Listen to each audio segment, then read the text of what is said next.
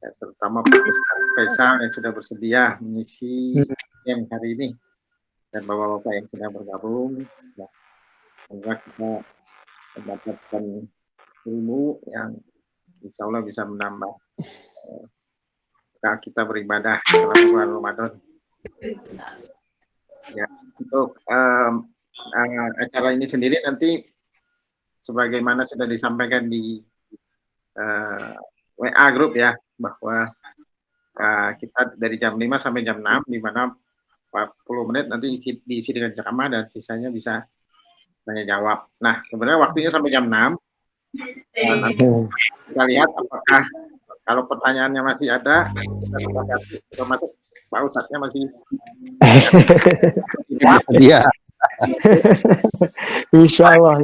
Ya, nanti kita bisa perpanjang, tapi kita lihat kondisinya. Baik, Muhammad waktu silakan Pak Ustadz langsung aja. Baik, terima kasih semuanya ya Pak Herlambang, Pak Fian dan yang lainnya ya. Assalamualaikum warahmatullahi wabarakatuh. Waalaikumsalam. Alhamdulillah.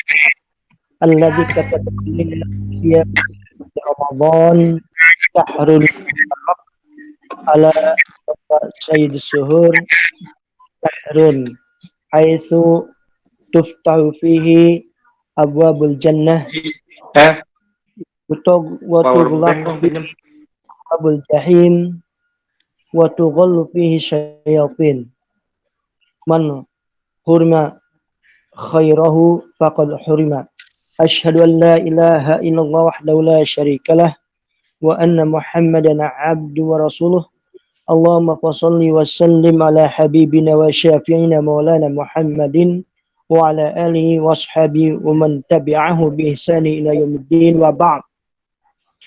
Jemaah yang dimuliakan oleh Allah Subhanahu wa taala, alhamdulillah dengan rahmat Allah dalam kondisi yang kita sama-sama yaitu menjalani kondisi lockdown ini, jadi iktikaf di rumah, nggak kemana-mana kecuali kalau memang emergency, sehingga kajian pun terpaksa on air ya begini. Mudah-mudahan tidak mengurangi makna dan manfaat bagi kita semuanya. Amin ya rabbal alamin. Ya, pada kesempatan ini alhamdulillah kita sudah menjalankan ibadah puasa.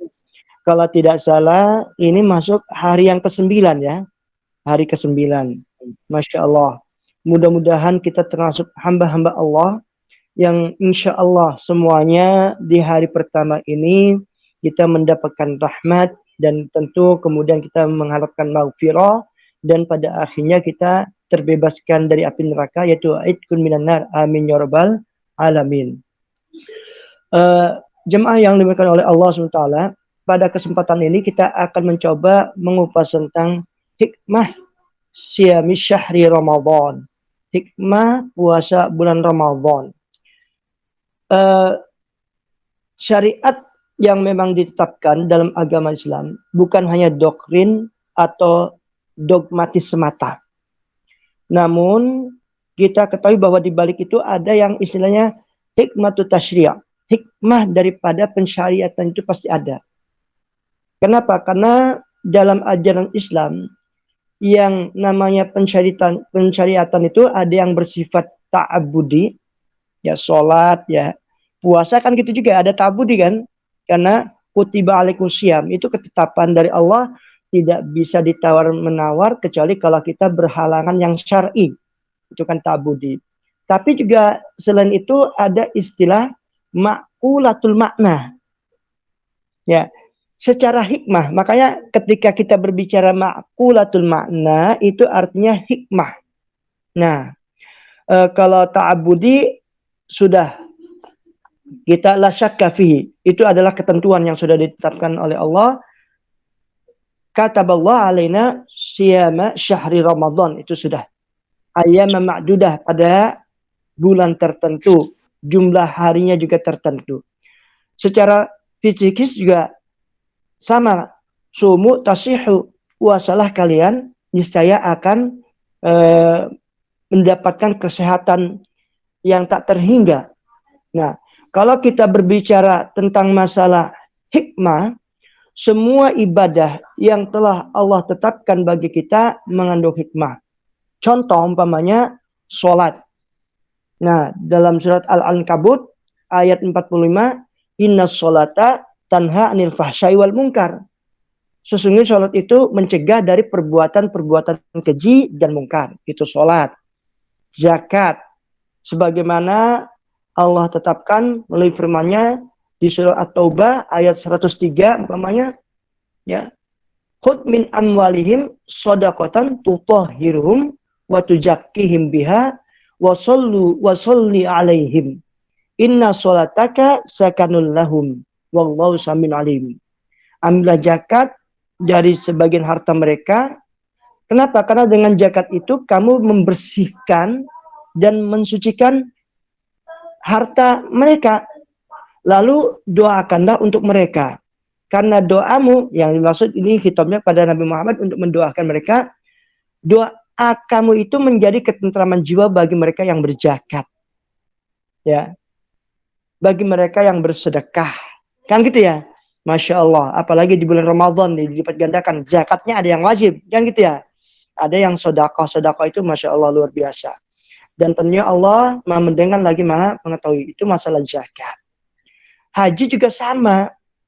Haji itu liyashhadu manafi'alahum, supaya mereka menyaksikan berbagai manfaat. Masya Allah, ya, luar biasa. Nah, terakhir Ramadan yang sebagaimana sudah Allah permaklumkan dalam surat Al-Baqarah ayat 183, A'udzubillahi minasyaitonirrajim, ya ayyuhalladzina amanu kutiba alaikumusiyam kama kutiba alal ladzina min qablikum la'allakum tattaqun. Ditetapkan atas kita puasa sebagaimana ditetapkan atas orang-orang sebelum kamu. Nah, hikmahnya itu agar kita bertakwa. Ini sudah pamungkas. Kenapa? Karena itu tadi, iman saja tidak cukup, maka dia harus diperkuat dengan adanya ketakwaan. Imtitsalul awamir wajtinabun nawahi. Takwa itu menjalankan semua perintahnya dan menjauhi larangannya. Itu. Lalu baru dilengkapi dengan adanya rasa malu, malu untuk berbohong, malu untuk berbuat curang, malu apalagi untuk berbuat kenistaan. Nah itu, sehingga menghasilkan hikmah, kita mendapatkan cahaya, itu ilmu. Ilmu itu adalah cahaya dari Allah. Jadi paketnya itu iman, takwa, rasa malu, kemudian kita akan mendapatkan nur, yaitu berupa pengetahuan, pemahaman yang benar tentang keberagaman kita ini, sehingga kita memahami dengan baik, lalu kita bisa berbagi ilmu kepada sama kita. Kembali lagi, ya, masalah puasa ini, ya, berbeda dengan syariat lainnya yang diperintahkan diulang beberapa kali dalam Al-Quran, tapi puasa beda. Puasa itu hanya disebutkan satu kali dalam Al-Quran, yaitu Quran surat Al-Baqarah ayat 183. Yang final goal-nya itu la'allakum tattaqun. Nah, tanda-tanda orang bertakwa itu banyak sekali. Nah, salah satu yang akan saya angkat pada kesempatan ini adalah bahwa salah satu tanda orang yang bertakwa itu adalah memiliki sifat yang sabar. Nah, ini penting. Para ulama banyak menghubungkan antara puasa Ramadan dengan kesabaran. Hal ini berdasarkan beberapa hadis, antara lain saumu syahris sabri wa thalathatu ayyam min kulli syahrin saumuddahar. Maksudnya puasa di bulan sabar. Nah, bulan sabar itu bulan Ramadan. Ya. Makanya inilah hikmah daripada puasa Ramadan itu agar kita memiliki kesabaran.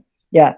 Jadi puasa di bulan sabar, bulan Ramadan, dan 3 hari setiap bulan, tambah ya, puasa Ramadan itu pasti. Setiap bulan itu ada 3 hari. Ayyam mukmirah yang kita kenal, itu kan ya, di antara itu. Itu sama dengan kita melakukan puasa 1 tahun. Hadisnya kuat nih, diriwayatkan oleh Imam Muslim. Dalam hadis lain, riwayat At-Tirmidzi dan Al-Baihaqi, Rasulullah bersabda, asyamu nisfus sabri. Puasa itu adalah separuh daripada kesabaran atau separuh daripada sabar. Nah, ada hadis lain yang memang walaupun ini diperdebatkan oleh para ulama kesahihannya, tapi tidak mengapa saya angkat pada kesempatan ini, di mana Rasulullah memberikan semacam apa ya, ada amal ibadah di mana bahwa amal ibadah itu memenuhi apa, separuh daripada amal-amal soleh. Maka Rasulullah menyampaikan sebagai berikut. Addahunna Rasulullah sallallahu alaihi wasallam fi yadi au fi yadihi. Nah, jadi seorang laki-laki dari Bani Tamim menyampaikan datang pada Rasulullah bahwa Rasulullah sallallahu alaihi wasallam menghitung dengan tanganku atau dengan tangannya. At-tasbih nisful mizan. Tasbih itu separuh timbangan. Kemudian walhamdulillahi yamli'uhu atau walhamdulillahi yamlu'uhu. Tasbih itu tadi dikatakan separuh timbangan dan tahniyah, tahmid, tasbih tahmid. Tahmid memenuhinya. Wat takbir yamla'u ma bainas sama wal ard. Takbir memenuhi langit dan bumi. Terakhir. Wasaumu nisfus sabri. Puasa itu separuh dari sabar. Nah, poin kita ini adalah as-saumu nisfus sabri. Puasa separuh dari sabar. Nah, lalu ditutup. Wattuhuru nisful iman. Dan kesucian itu separuh dari iman. Suci lahiriah dan suci secara fisikis tentu. Itu bagian daripada keimanan. Nah, baik. Walaupun para ulama mempersoalkan hadis yang menyampaikan bahwa ada seorang laki-laki dari Bani Tamim datang pada Rasulullah dan Rasul menyampaikan hal yang tadi saya sampaikan, itu diperdebatkan keabsahannya, tapi At-Tirmidzi menyatakan bahwa hadis ini hasan. Hadis ini hasan. Nah, Syekh Mustafa Al-Maraghi mengangkat hadis ini untuk menguatkan tafsir ayat di atas, yaitu ayat masalah puasa. Dengan mempertegas, sesungguhnya Allah mewajibkan kalian berpuasa agar kalian mempersiapkan diri untuk bertakwa kepada Allah dengan jalan menjalankan perintah dan mencari pahala di sisinya. Nah, artinya apa? Dengan puasa, mental kita terdidik untuk menghadapi berbagai macam godaan, syahwat yang dilarang, dan kita dapat sabar menahan diri untuk tidak melakukan kemaksiatan. Oleh karena itu, kembali lagi, asyamu nisfus sabri. Puasa itu separuh dari kesabaran.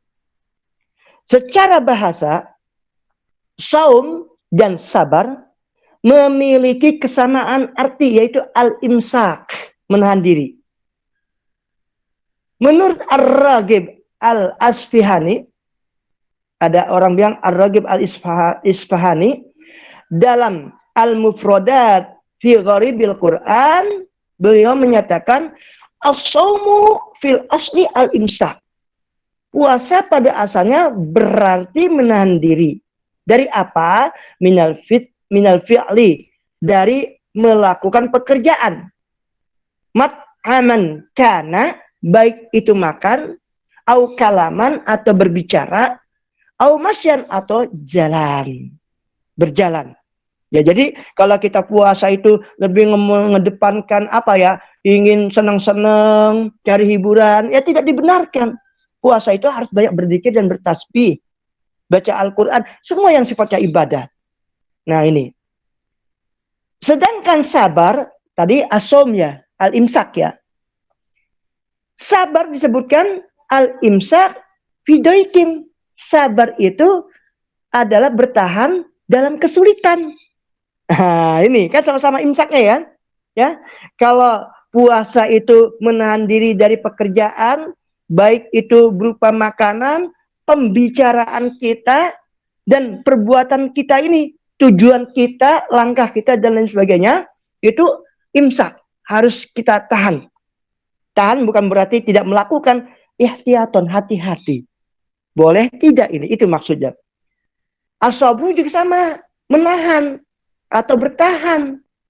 Fi apa? Fidoikim, dalam keadaan sulit terutama, itu kita juga harus bersabar. Ya, ini. Nah, itu dari segi bahasa. Dari segi pahala, antara puasa dan sabar juga terdapat kesamaan. Yaitu mendapatkan pahala tanpa batas dari Allah Subhanahu wa ta'ala. Innama yuwaffas-sabiruna ajrahum bighairi hisab. Dalam surat Az-Zumar ayat 10. Sesungguhnya hanya orang-orang yang bersabarlah yang dicukupkan pahala mereka tanpa batas. Rasulullah juga menyampaikan berlipat gandanya pahala orang yang bersabar. Di mana beliau bersabda, kullu amal ibni Adam yudha'af al-hasanah al-ashru amsaluha.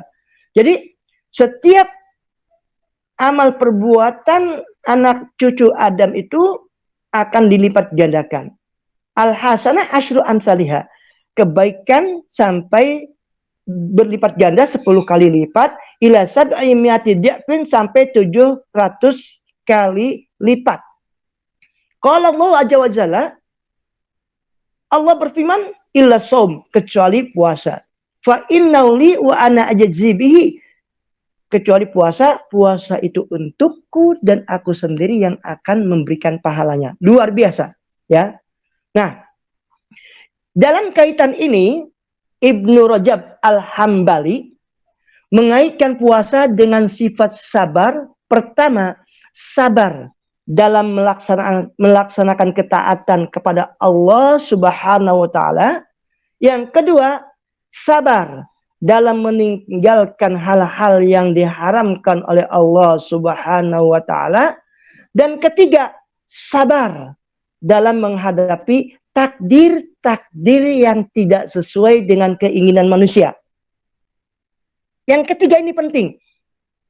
Nah, jamaah yang dimuliakan oleh Allah Subhanahu wa ta'ala, wabah corona yang kita hadapi, COVID-19, adalah musibah. Takdir yang harus kita hadapi dengan kesabaran.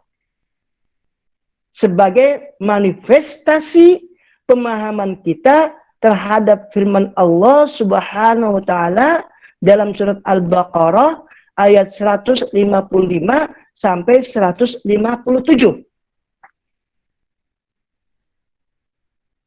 Di mana Allah berfirman, وَلَنَبْلُوَنَّكُمْ بِشَيْءٍ مِنَ الْخَوْفِ وَالْجُوعِ وَنَقْصٍ مِنَ الْأَمْوَالِ وَالْأَنْفُسِ وَالثَّمَرَاتِ وَبَشِّرِ الصَّابِرِينَ. Dan sungguh akan kami berikan cobaan kepada kalian dengan sedikit ketakutan, kelaparan, kekurangan harta, jiwa, dan buah-buahan, dan berikanlah berita gembira kepada orang-orang yang sabar. Siapa orang-orang yang sabar? Alladzina idza asabathum musibah qalu inna lillahi wa inna ilaihi raji'un. Mereka yang apabila ditimpa musibah akan mengucapkan istirja, inna lillahi wa inna ilaihi raji'un.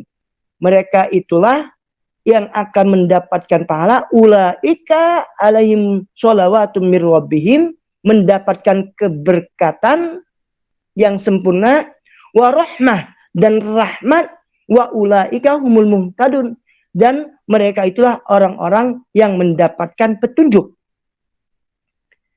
Jadi berdasarkan ayat ini, kalau kita bersabar akan mendapatkan 3 pahala.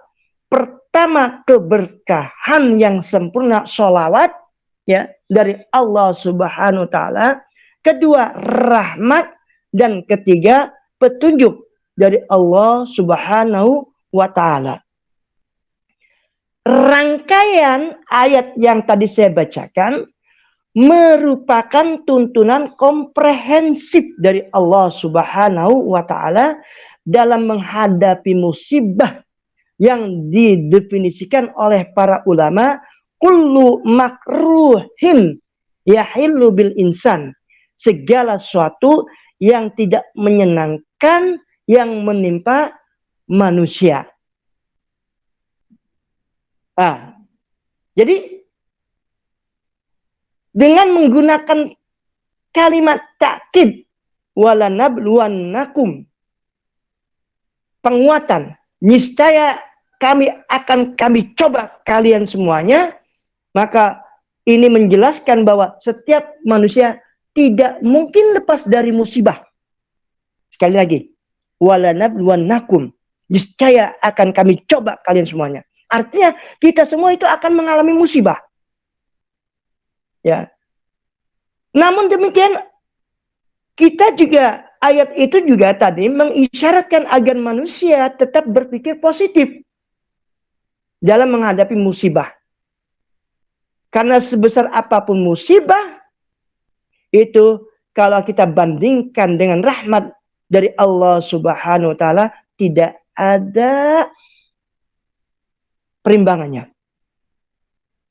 Daripada kita bandingkan dengan rahmat, itu nggak ada apa-apanya musibah yang kita pahami itu, yang kita alami itu. Oleh karena itu ada kata-kata min bisyai minal khaufi wal ju', min, yang menurut Ibnu Katsir artinya sedikit saja, sedikit. Nah, oleh karena itu Allah beritahu kita bisa keluar dari musibah kalau kita mau bersabar. Insya Allah kita juga bisa keluar dari ujian dan cobaan musibah COVID-19 kalau kita bersabar. Amin ya rabbal alamin. Sabar pada hakikatnya adalah kemampuan jiwa untuk menghimpun potensi diri guna mencari jalan keluar untuk mengatasi musibah dan tidak hanya berkeluh kesah. Orang yang sabar, sebagaimana ayat tadi menegaskan, ketika ditimpa musibah, ia akan mengucapkan kalimat istirja. Inna lillahi wa inna ilaihi raji'un. Oleh karena itu, maka Ibnu Qayyim Az-Zawji menyampaikan kalimat istirja mengandung dua pokok penting. Yang pertama, bahwa seorang hamba, keluarga dan seluruh hartanya adalah benar-benar milik Allah Subhanahu wa Ta'ala. Semua itu diberikan pada seorang hamba adalah sebagai pinjaman. Allah yang punya hak untuk mengambil kembali, kan pinjaman untuk kita. Yang kedua, pokok kedua, tempat kembali dan berpulangnya seorang hamba hanyalah kepada Allah, sang penguasa yang hak. Jadi kalau kita menghadapi musibah, ya sudah, kembalikan pada Allah Subhanahu wa Ta'ala. Nah, kalau kita sudah seperti itu, insya Allah kita semua akan diberi balasan berupa keberkahan, rahmat, dan hidayah dari Allah Subhanahu wa Ta'ala. Oleh karena itu, marilah kita jadikan puasa Ramadan ini sebagai sarana untuk memantapkan kesabaran kita dalam menghadapi COVID-19 ini, sehingga kita tetap tenang dan optimis bahwa wabah ini dapat berakhir sebagaimana optimisme kita menanti datangnya waktu berbuka saat kita sedang lapar dan dahaga ketika kita sedang berpuasa. Amin ya rabbal alamin. Barangkali itu saja tausiah singkat bulan Ramadan ini.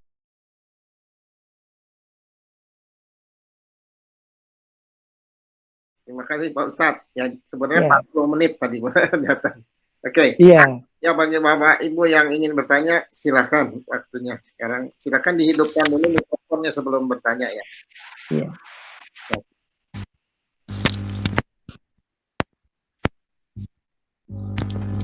Assalamualaikum warahmatullahi wabarakatuh. Waalaikumsalam warahmatullahi wabarakatuh. Mau tanya Pak Ustadz. Saya dari kecil selalu ada hadis entah apa yang mengatakan bahwa jika setan dibelenggu pada bulan Ramadan, mengapa masih ada maksiat dan kejahatan? Itu yang pertanyaan saya sampai sekarang belum terjawab. Gitu. Makasih. Iya. Eh, kalau dalam ilmu pendidikan ada yang namanya behaviorisme. Behavior itu kebiasaan. Ya, kebiasaan ya. Artinya begini, itu dicoba itu ya, supaya ya cobaannya itu anjing, hewan, kucing ya. Kucing umpamanya. Tiap hari kita kasih makan dan kita membawa tempat tertentu ya. Tiap hari kita kasih makan, ya kan gitu ya. Lama kelamaan kalau kita bawa tempat, kucing itu pasti akan ngejar kita. Karena sudah tahu kalau udah begitu biasanya akan ada makanan, ya gitu ya. Nah begitu. Nah begitu halnya juga yang dimaksudkan setan dibelenggu. Tapi kenapa ada kemaksiatan? Jadi setan itu sudah menanam saham pada diri kita gitu loh. Kita digoda, diganggu ya sebelum datang bulan puasa ini ya. Kemudian setelah itu sudah menjadi tradisi kita melakukan kemaksiatan itu, sehingga bukan berarti setannya itu dalam bentuk dia yang mengganggu, setannya diri kita sendiri, ya gitu ya, bukan berbentuk lain, sehingga itu tadi kemaksiatan itu tetap berjalan pada orang yang tadi itu, yang memang tidak sepenuh hati, tidak memahami konsep dari puasa, sehingga saham yang sudah ditanamkan oleh setan itu melembaga pada diri kita. Dan oleh karena itu, kenapa bulan puasa kok kemaksiatan masih muncul yang dilakukan oleh orang-orang tertentu, waliyadzubillah min dzalik itu. Jadi dibelenggu di sini maksudnya seyogianya ya, bahwa pada bulan Ramadan ini kan ditebarkan ya, diobral kesempatan untuk beramal soleh. Kalau kita ngerti untung ruginya berjualan, pasti kita akan memanfaatkan bulan puasa ini yang Masya Allah semua amal perbuatan akan dilipat gandakan. Sholat sunnah seperti sholat wajib dan lain sebagainya kan gitu ya. Nah makanya ini yang dimaksud dibelenggu itu yang namanya wa uglikot asyayatin, kemudian wa uglikot abu-abul jahim, kemudian waktu ghallu fi asyayatin, pintu neraka itu ditutup, kemudian setan dibelenggu. Kenapa? Karena Allah obral itu pahala sebanyak-banyaknya, sehingga kita termotivasi untuk melakukan amal perbuatan baik. Nah, sehingga kita tidak sempat lagi memikirkan atau kesempatan untuk melakukan amal-amal yang negatif itu berkurang signifikan atau sama sekali tidak terjadi. Itu yang dimaksud dengan pintu neraka ditutup dan setan-setan dibelenggu. Setan-setan dibelenggu. Ya, itu maksudnya, ya Pak ya. Jadi menurut saya gini, apakah itu bisa bukan hanya karena kias? Jadi dari bahasa hadisnya kan jelas ini Pak, apabila tiba bulan Ramadan, pintu-pintu surga dibuka dan pintu-pintu neraka ditutup, serta setan dibelenggu. Nah, itu kan kita sudah hadis ya. Tapi kenyataannya kan itu tadi Pak, menurut saya begal makin banyak, apalagi keadaan sekarang ini ya. Apakah kalau menurut saya, apakah karena keimanan masing-masing orang yang memaknai dari arti puasa itu sendiri yang mereka tidak lakukan gitu, tidak mengimaninya sehingga mereka jadi seperti itu gitu. Iya betul, yang seperti yang saya katakan, kalau mereka itu paham arti puasa tadi kan al-imsak ya, saya sudah katakan al-imsak menahan diri ya, sama dengan sabar, sabar menahan diri dari cobaan, puasa menahan diri dari hawa nafsu ya, baik secara fisik maupun fisikis. Ya kalau fisik tadi itu kan makan, minum, kemudian perbuatan maksiat yang kelihatan mata. Kalau fisikis kan mental kita, akhlak dan lain sebagainya. Sehingga mereka yang memang masih melakukan penistaan itu karena memang tadi itu tidak memahami arti puasa. Kemudian ya kalau sudah sampai pada mereka dakwah, kemudian ceramah-ceramah, tausiah, kan Rasulullah juga kan tidak bisa mengislamkan pamannya ya kan, innaka lan tahdi man ahbabta walakinnallaha yahdi man yasha. Kalau kita sudah sampaikan ya sudah, kembalikan persoalan pada Allah. Nah, inilah tantangan kita. Inilah tantangan kita. Pertama, watawassul bihaq, watawassul bisabr. Kita Atau mungkin ya gimana? ya Pak Ustadz. Ya. Ya, lanjut Pak, lanjut. Jadi gini, supaya juga tidak sepi syiar Islam ini dan kita diberi tugas untuk terus saling menasihati, berdakwah.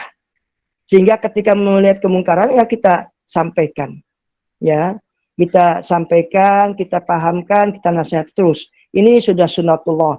Ya, artinya begini, kalau begini kan berarti memang manusia itu tidak bisa berbuat apa-apa. Kalau Allah berkehendak dia berbuat keniscayaan, ya akan berbuat keniscayaan. Kita saja karena Allah berkehendak kita berbuat baik, maka kita berbuat baik. Bukan begitu. Itu pemahaman orang-orang Jabariyun. Gitu ya. Jadi begini, Allah kan memberi jalan. Dua opsi ya gitu ya. Kebaikan dan dan setiap jalan yang dipilih itu tentu ada konsekuensi logis. Imam Al-Ghazali mempertegas al-imanu yajidu wa yanqus. Iman itu fluktuatif gitu loh. Ya. Nah, ketika terjadi fluktuasi inilah maka terjadi kenistaan, terjadi kejahatan walaupun pada bulan puasa Ramadan bagi pelakunya oknum-oknum tertentu. Nah, kita doakan mereka supaya hatinya terbuka. Gitu ya. Iya.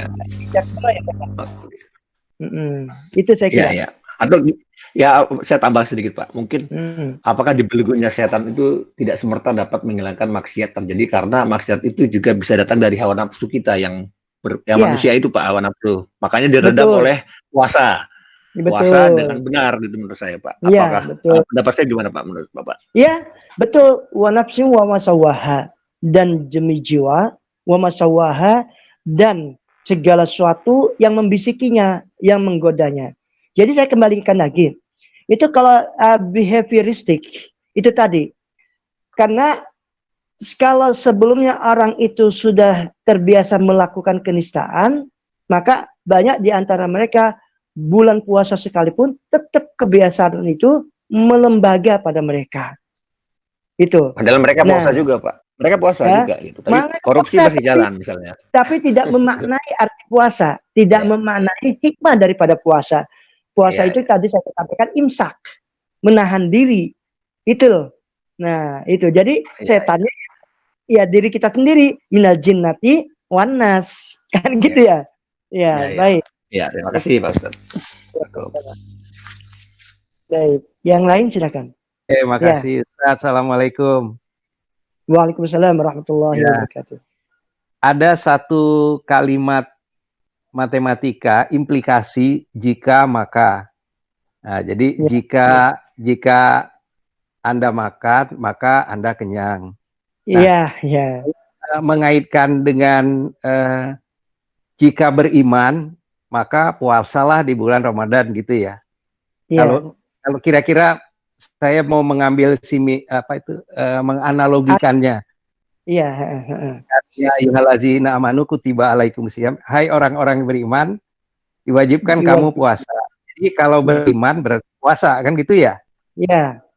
Ah gitu. Artinya kan ini kalau kita mengambil negasinya, jika tidak beriman berarti kan tidak berpuasa gitu ya? Iya. Nah, saya mengambil gini. Mengambil dua ayat dari dua surat, yaitu pertama surat Al-Mu'minun. Qad aflahal mu'minun allazina hum fi sholatihim khoshi'un. Nah, beruntunglah orang-orang yang beriman yang sholatnya khusyuk dan seterusnya dan seterusnya. Nah, kemudian di surat Al-Anfal.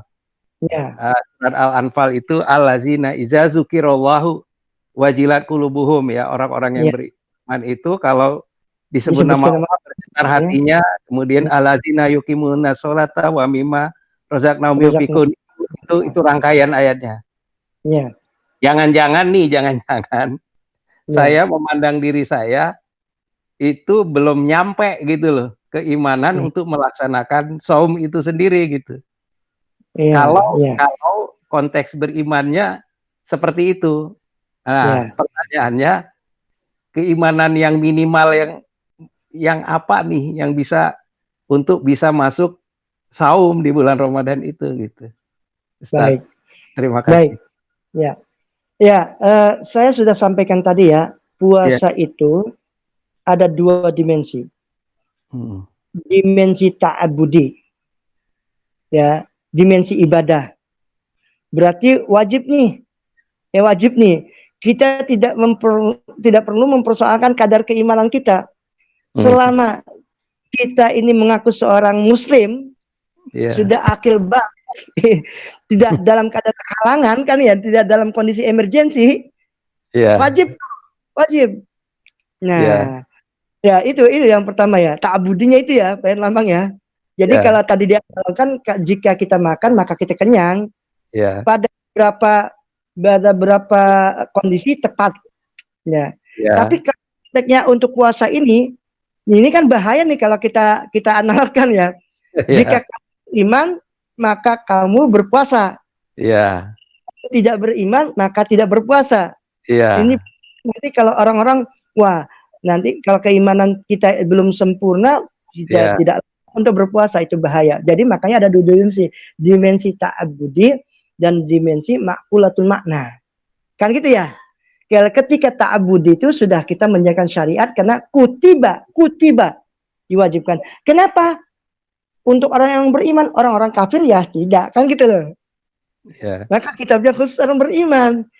Bagaimana kadarnya? Yang mengetahui kadar keimanan itu adalah Allah Subhanahu wa ta'ala. Maka Imam Al-Ghazali mengatakan al-imanu yazidu wa yanqus. Ya, fluktuasi iman ini tidak serta-merta memposisikan kita layak tidaknya kita untuk melaksanakan ibadah puasa.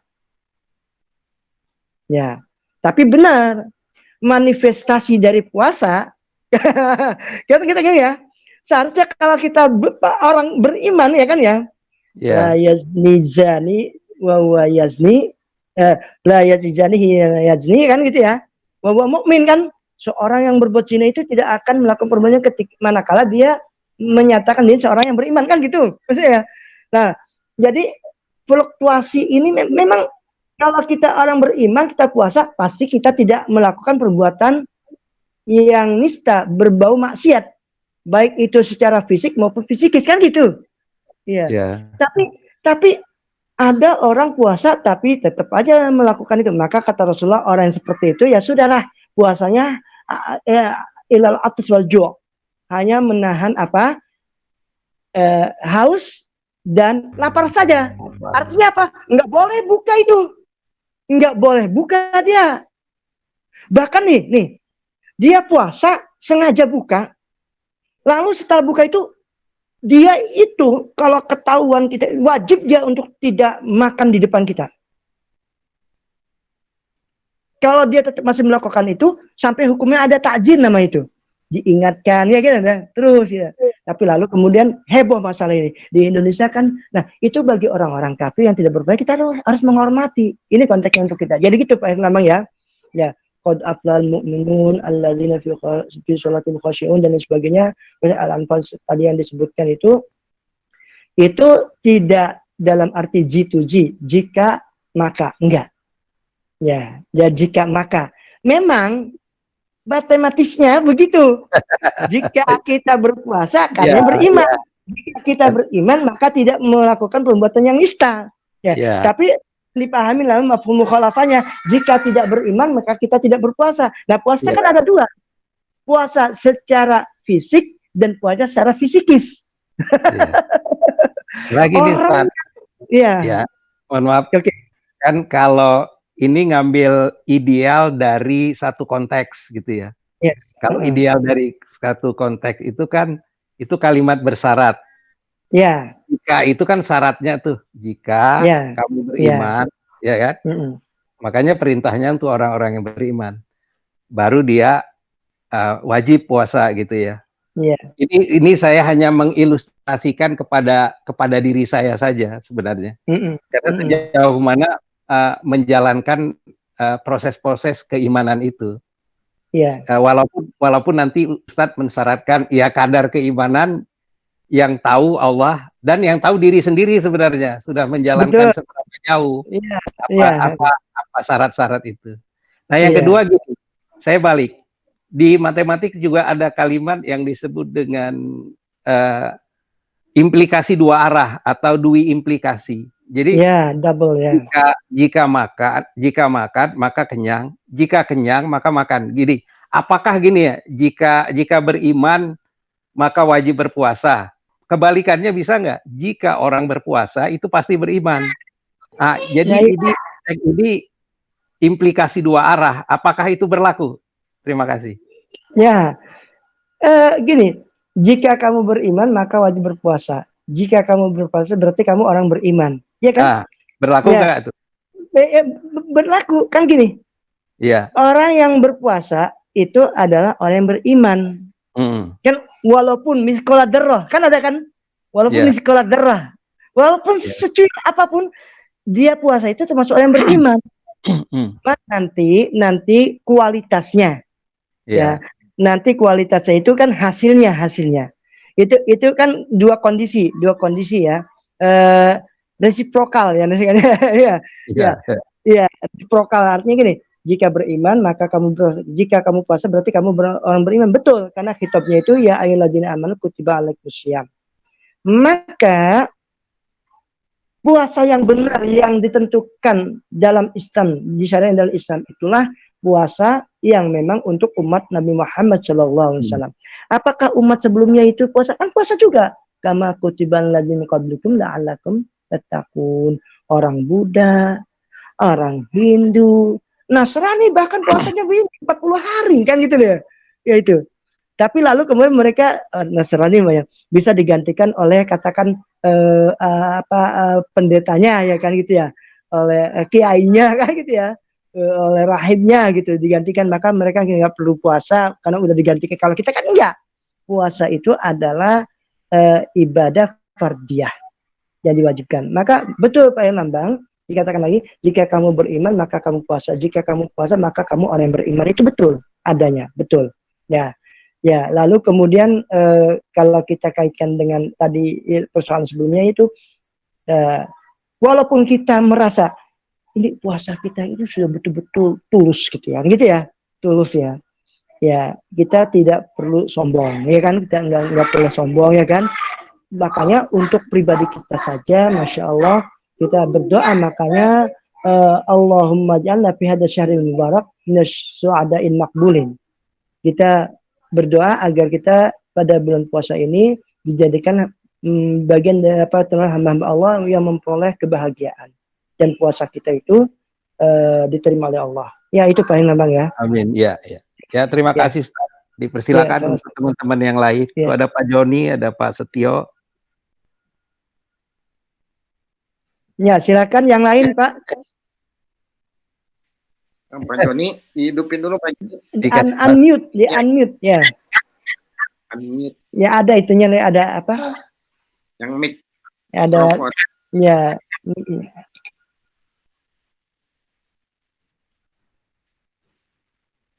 Tidak ada? Boleh bertanya Bapak? Boleh. Ya, silakan boleh. Iya, Assalamualaikum warahmatullahi wabarakatuh. Waalaikumsalam warahmatullahi wabarakatuh. Iya, terima kasih sekali sharingnya dan juga pertanyaan dari jamaah tadi. Menarik sekali ya hari ini, saya senang banget dengan materinya karena melihat mungkin hampir pernah dibahas di banyak pengajian lain tentang puasa dan sabar yang itu kayak dua mata koin gitu ya. Kayak mata uang itu bolak-balik, jadi mesti nempel gitu. Tapi yang saya suka dan berterima kasih hari ini adalah dikupas dari berbagai sisi, berbagai perspektif. Bahasa, kemudian ada dari sisi pahala, dan menarik tadi diskusinya ketika Pak Herlambang dengan perspektif beliau dari matematika, itu menarik sekali. Saya jadi salah satu nasihat almarhum mertua saya ketika menganalogikan belajar agama itu seperti naik gunung, kalau yang suka hiking kan. Jadi bisa ibaratnya kita naik gunung, kita banyak jalur untuk naik ke atas itu. Jadi kita bisa dari jalur matematika, kemudian tadi Ustadz juga menyampaikan sedikit behavioris, kemudian saya juga dari ilmu pendidikan. Jadi ilmu pendidikan bisa dari kedokteran dari manapun yang akhirnya ketika kita semakin ke atas kita semakin lebih bisa melihat sudut pandang yang lebih luas dan itu pemaknaan yang saya pikir perjalanan spiritual sekaligus filosofis dan kadang tidak semuanya bisa dijelaskan dengan kata-kata ya karena terbatas. Kalau saya sendiri pribadi kebetulan tipe yang sangat kualitatif. Gitu. Ya. Artinya begini, kebetulan dari lahir Islam, dilahirkan di keluarga Islam, jadi belajar sholat puasa itu sejak kecil, yang itu kadang di umur yang sudah kepala sekian ini lupa untuk melihat balik bahwa itu adalah sebuah rezeki yang nggak semua orang bisa mendapatkannya, privilege istilah. Saya melihatnya begini, bahwa kadang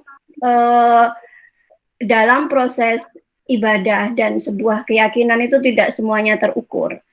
Artinya kembali ke puasa, saya belajar puasa seingat saya zaman TK ya, dari sampai zuhur, kemudian artinya kita kadang mekanis saja karena tiap menjelang Ramadan selalu ada excitement ya, ada kegembiraan, apalagi suasana Lebaran Ramadan yang ini berbeda. Tapi sebenarnya tanpa kita sadari setiap tahun ketika berganti Ramadan baru lagi, ketika kita masih rezeki ketemu lagi, itu berbeda.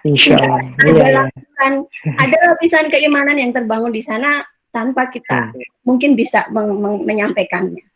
Jadi kalau saya lebih ke ini luar biasanya dari satu dari Asmaul Husna yang Allah artinya ini Ar-Rahman, Maha Kasihnya Allah itu menyentuh kita dengan cara yang masing-masing gitu, sangat personal, dan puasa ini sangat personal menurut saya karena makanya tadi ketika Mas Andu menanyakan kenapa sih maksiat itu ini, yaitu sentuhan Allah ke masing-masing orang, artinya bagaimana dia dibukakan hatinya untuk memaknai setiap Ramadan yang dia masih diberi kesempatan seperti itu. Jadi kalau saya mungkin tadi kembali ke melihat dari sisi ilmu pendidikan, sebenarnya mungkin kayak kita mengingat kembali, mungkin susah juga kita mengingat zaman belajar berjalan, tapi kalau mengingat anak-anak kita belajar berjalan itu kan awalnya begitu ya, tertatih-tatih sampai kemudian dia berlari, kadang kita lupa setelah bisa berlari bagaimana susahnya kita berjalan dulu. Jadi mungkin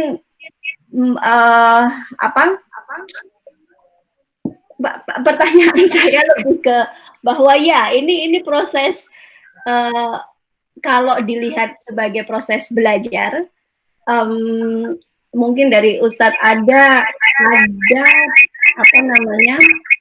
karena ini mungkin hampir sama dengan pertanyaan yang selalu saya sampaikan ketika kita mencoba memahamkan ke anak-anak kita. Banyak sekali hikmah puasa yang kadang di luar logika kita nggak nyampe akal. Jadi mungkin ada nggak dari perspektif pendidikan yang dari Ustadz yang bisa menguatkan anak-anak bahwa ya ini proses spiritual yang kita jalani saja, nanti akan ada waktu kita bisa merefleksikan ulang seperti itu. Jadi nggak ngerti dialog seperti apa yang mungkin kita bisa. Baik. Ya, terima kasih. Ya, terima kasih Bu Ririn. Wah, luar biasa Bu Ririn ini. Sebelum mempertanyakan suatu, Bu Ririn juga sudah ikut sharing ide tentang masalah puasa, luar biasa, insya Allah bermanfaat bagi kita semuanya, ikut memperkuat ya Bu Ririn ya. Oke, baik. Ini proses ya, bagaimana cara kita mendidik anak-anak kan kita. Kalau Bu Ririn, Pak Herlambang kan orang-orang pendidikan itu ngerti ya, anak-anak kita itu usia berapa, ada namanya golden age ya, usia kemasan ya kan, itu sampai 7 tahun bahkan 9 tahun pertama ya kan itu ya.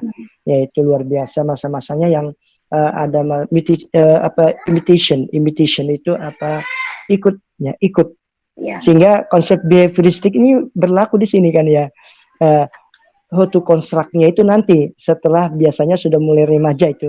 Jadi ada behaviorism, ya ada istilah positivism, ada constructivism. Jadi kalau positivism itu kan itu tadi ya behavioristik itu kan ya, kan gitu ya. Caranya apa? Mau ido hasanah dari orang tua, mau ido hasanah, bahkan yang mungkin kita juga agak lupa, bahkan saya juga masih proses ya. Mungkin Bapak dan Ibu lebih baik daripada saya dalam hal melaksanakannya. Contoh umpamanya kalau kita umpamanya mau agak kecewa terhadap sesuatu selama kita di rumah, kan kita tidak boleh memperlihatkan pada anak kita, kan gitu ya. Kalau kita mau menegur, suara kita juga jangan keras, kan pelan ya kan. Kemudian kita telusuri kecenderungan anak itu apa, kan gitu ya, kan gitu. Ada anak ada otak kanan otak kiri ya. kalau otak kanan itu kan kreativitas, kalau otak kiri kan taat, kan gitu ya. Kalau anak-anak itu banyak tingkah, banyak pola, itu otak kanannya itu lagi ini tuh dia lagi aktif. Kalau dia taat ya ada yang nurut ya, diam, biasanya otak kiri kan gitu. Nah, hal-hal seperti ini kan jadi ada istilah kecerdasan jama Gartner, multiple intelligence, harus kita majemuk itu ya. Jadi kita harus memahami itu semuanya ya. Ada neurologi itu memang masalah otak ya, belahan otak itu ya luar biasa. Tapi yang terpenting begini, di antara kiat-kiat yang barangkali kita dapat berikan pada anak-anak kita itu, kalau anak-anak kita masih proses katakan golden age itu, sering-seringlah pertontonkan cerita-cerita sirah perjalanan. Kemudian kalau kita ingin ajarkan apa sih puasa itu, berikanlah analog-analog kayak gitu ya, cerita-cerita ya. Kemudian ketika apakah orang puasa itu kemudian harus tuh banyak berkurang aktivitasnya? Tidak juga. Ada cerita beberapa peperangan juga dilakukan, kan gitu. Pada masa puasa lalu itu menang. Terus ketika ada sahabat dalam kondisi ini ya, kalau perut itu kenyang kan ya, kita cepat ngantuk segala macam kan gitu ya. Lalu diceritakan sahabat yang kalau belajar bahkan itu diganjal dengan apa perutnya itu ya supaya fokus seperti itu. Jadi pengkondisian seperti inilah memang ini pada akhirnya mendekati behavioristik tadi itu ya kan, sehingga kelamaan dia itu mengikuti imitation sampai dia memahami ke depannya itu, oh ternyata memang hikmahnya itu. Jadi kita tidak uji ya puasa ini itu doktrin, enggak. Karena puasa itu bukan doktrin atau dogmatis, bukan ya. Tapi ada ubudiyahnya, ada rasionalnya. Nah itu ya, di sisi rasionalnya itu caranya itu tadi perlahan sesuai dengan perkembangan anak. Barangkali itu Ibu Ririn ya. Jadi yang dapat saya berikan. Iya, terima kasih Ustadz. Tapi mungkin sedikit feedback saja. Mungkin memang ya behavioris, saya sepakat tadi tentang mungkin disinggung juga tentang developmentalis ya, pentahapan anak. Tapi satu yang mungkin ini juga kalau diperluas dalam konteks pendidikan yang lebih umum, artinya ini kan bulan Ramadan ini kan bulan pendidikan sebenarnya. Kita mengedukasi diri sendiri dan mungkin keluarga kita dalam banyak lingkupnya. Mungkin salah satu kritik terhadap behavioris dan developmentalis itu kadang kesannya kayak fatalistik gitu. Artinya gini, kalau tahap awal tidak tercapai, itu kedepannya bermasalah gitu. Padahal tadi Ustadz sudah sampaikan bahwa sebagaimana Islam itu fluktuatif, kadang kita ada regresi ya, ada mundur gitu. Tapi mundur itu tidak selalu negatif, bahwa kadang saat lari kita mundur ancang-ancang karena untuk lompat lebih jauh sebenarnya. Ya ini nih mungkin kalau ngomongin teori pendidikan, seringkali kenapa juga pendidikan kita secara umum kadang suka stuck itu karena kita terlalu kaku melihat developmentalis itu harus seperti kayak tangga berjalan ke atas terus. Iya, iya.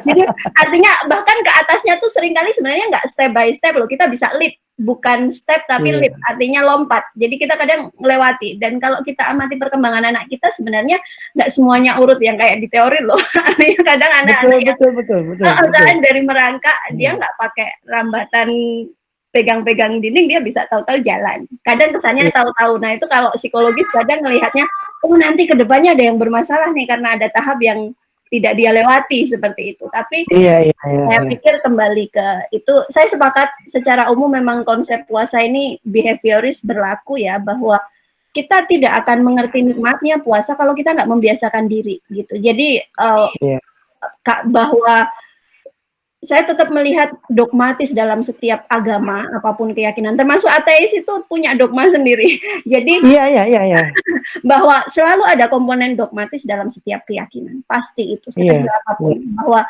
kita kalau tidak punya dogma itu meyakini puasa itu sesuatu bermanfaat untuk kita, kita nggak akan melakukannya. Karena itu memang kayak ya intertwine itu tadi, kayak mata koin tuh bolak-balik, kita nggak bisa.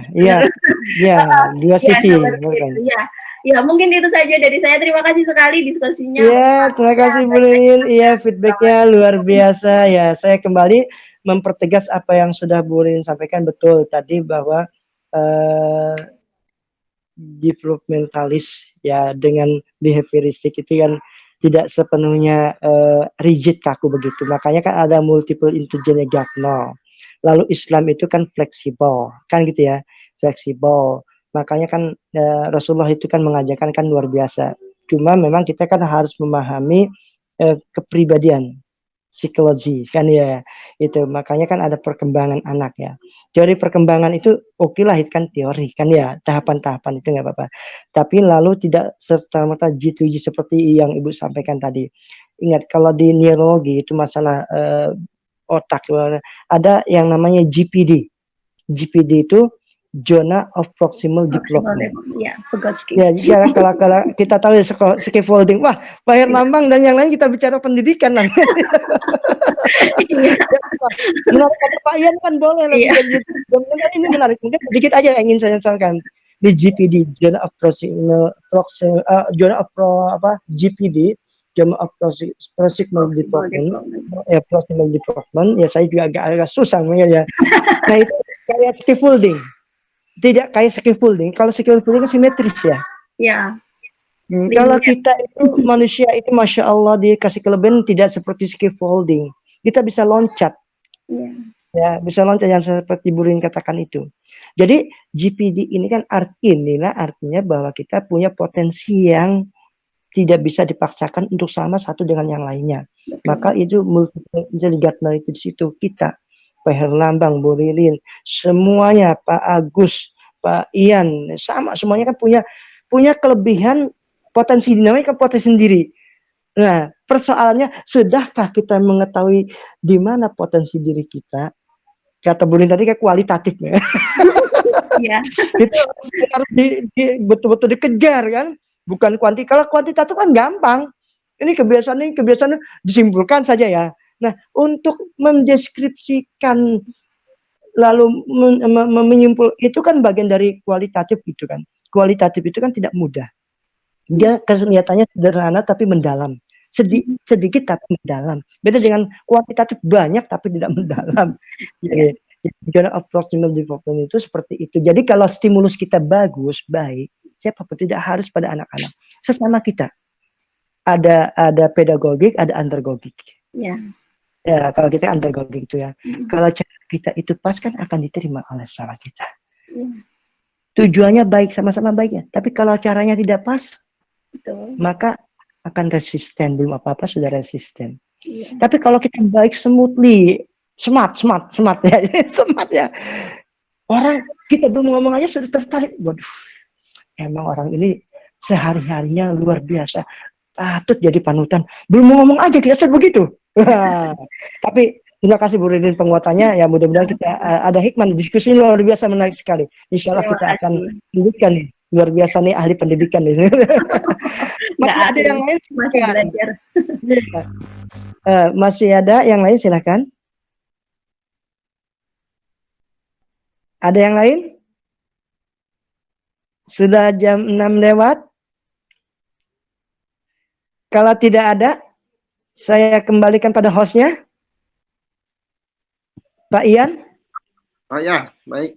Ya. Gimana jamaah? Masih ada pertanyaan? Kalau tidak ada, gimana nih? Kita. Pak Ian?